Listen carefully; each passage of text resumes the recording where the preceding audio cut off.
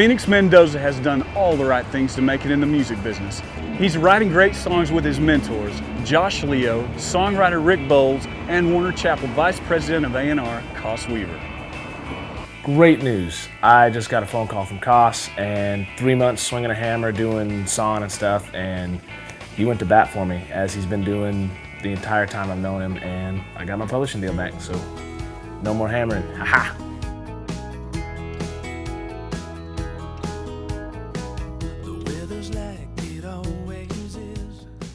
He knows exactly who he is as an artist. And even though when I met him, he was still in a developmental stage, you could tell he knew who he was and who he wanted to be. Koss called me up and said, I've just met with this guy.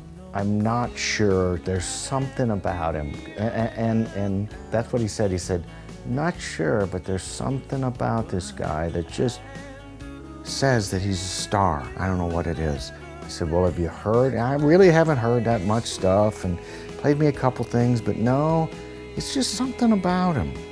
Would you go to lunch with him? And I said, sure, why not? Go to lunch, you know. Whatever the it factor is, he has that. When you see him live, he loves the stage and the stage loves him. I had lunch with him, one lunch. He didn't play me any songs. He didn't sing any notes, and I left the lunch going, there's something about this guy that's a star. And I called Koss and I said, I know what you mean, there's something about him. He said, have you heard him sing? No, I haven't heard him sing. He could be horrible for all I know, but I'm telling you, there's something. And he said, yes, there's something about this guy. I don't know what, I can't put my finger on it.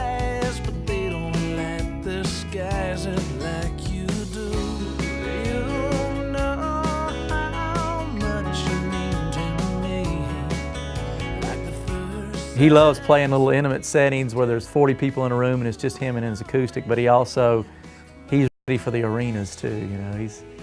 He's not afraid of any size crowd. So I called up Phoenix and said, there's another guy that wants to write with you that's very talented. His name is Kevin Fisher. It was like shot out of a cannon, bam. One day, Sweet Sunshine just bam, comes out. And we have since written about 3 or 4 more of those, and every time we get together. You know, Kevin brought some ideas, Josh brought some ideas, I brought some ideas, and we really couldn't get anything in the room, so we decided to take a step outside, and over at Josh's studio where we write, we get together and write, there's this rock that's out front of his studio, and I call it my thinking rock. And anytime I can't think of anything, I go stand on top of that rock and I just think.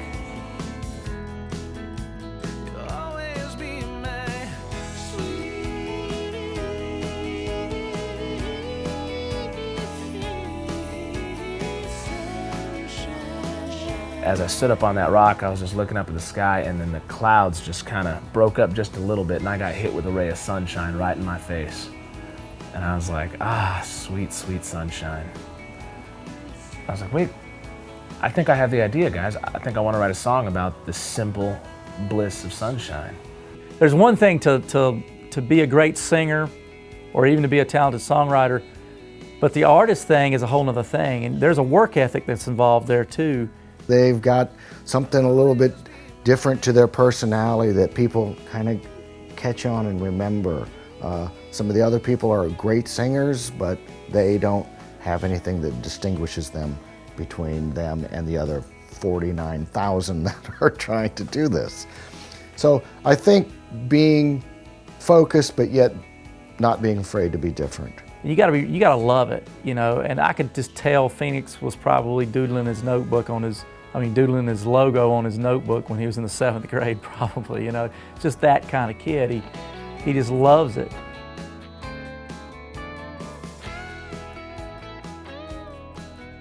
If I was a betting man, would I bet on Phoenix making the big time?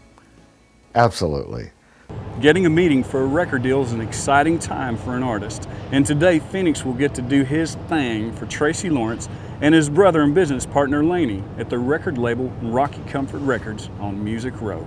Things are steadily progressing as far as the music career goes. I am getting to meet amazing people. We're getting into all kinds of labels. And we got to go meet Tracy Lawrence and play for him in his new, he founded a new record label, him and his brother did. So we got to go show him our stuff and kind of pitch the artist idea to him, and we got a great response, I thought. It's a tough business, and you really got to be committed to something before you sign off on it. So, I'm going to do everything I can to help Phoenix get to that next level.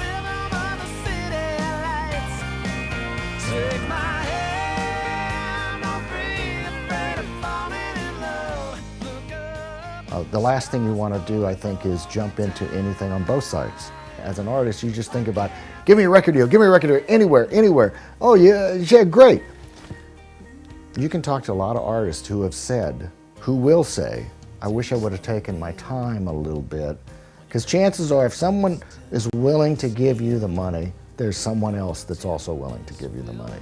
So you need to do your homework. Anytime you're playing for a label, you're potentially asking somebody for $1 million. You're saying, I think I'm worth $1 million, do you want to give it to me? And so when you go play for these individuals and you're sitting there and it's you and the acoustic guitar, it can be kind of nerve-wracking. If you cannot sit there in a room and play an acoustic guitar and hold someone's attention, then you have a lot of work to do. So I focused on that the entire time I was here for the first couple of years. So I feel pretty comfortable playing an acoustic guitar, and then you put a guy like Josh Leo behind you, and you feel real comfortable because he's just an amazing player. And then you got Koss, who's just fighting for you every way. And you forget about it. After the first couple notes, you're into your groove. It's the anticipation of that moment that can get a little scary.